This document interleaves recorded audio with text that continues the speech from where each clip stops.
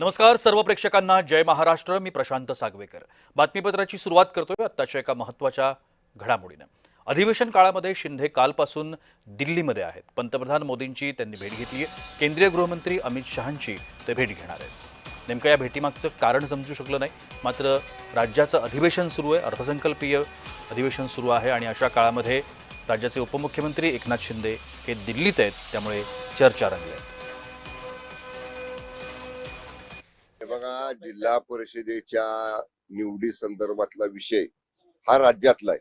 त्याच्यासाठी मान्य शिंदे साहेबांना दिल्लीला जाण्याची आवश्यकता नाही आणि मान्य शिंदे साहेब दिल्लीला गेल्यामुळं ज्यांना कोणाला काही वाटत असेल किंवा ज्यांना कोणाला धडकी भरत असेल त्यांना प्रश्न विचारा तुम्ही की शिंदे साहेब दिल्लीला गेल्यावर तुम्हाला का धडकी भरती, त्यांना विचारा। तर मी स्पष्ट सांगितलं, पक्षाच्या खासदारांच्या बैठकीसाठी साहेब दिल्लीला गेलेले आहेत।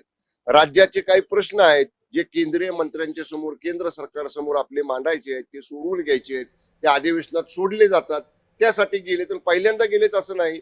जेव्हा जेव्हा दिल्लीचं अधिवेशन लोकसभेचं चालू असतं तेव्हा तेव्हा अधिवेशन काळात एकदा पक्षाचे मुख्य नेते म्हणून पक्षाच्या खासदारांना भेटण्यासाठी मार्गदर्शन करण्यासाठी मान्य शिंदे साहेब हे दिल्लीला जात असतात।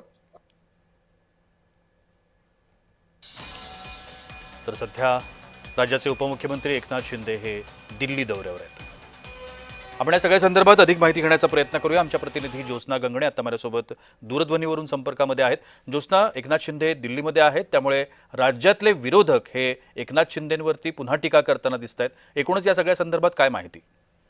अगदी बरोबर आहे। आपण बघतोय की राज्याचं अर्थसंकल्पीय अधिवेशन जे आहे ते सुरू आहे।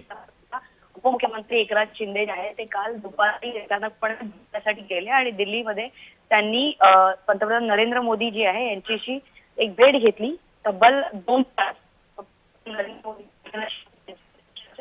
पंतप्रधान नरेंद्र मोदी आणि उपमुख्यमंत्री यांची जी ज्योत्स्ना, आपला आवाज व्यवस्थित पोहोचत नाहीये। धन्यवाद आपण दिलेल्या माहितीकरता।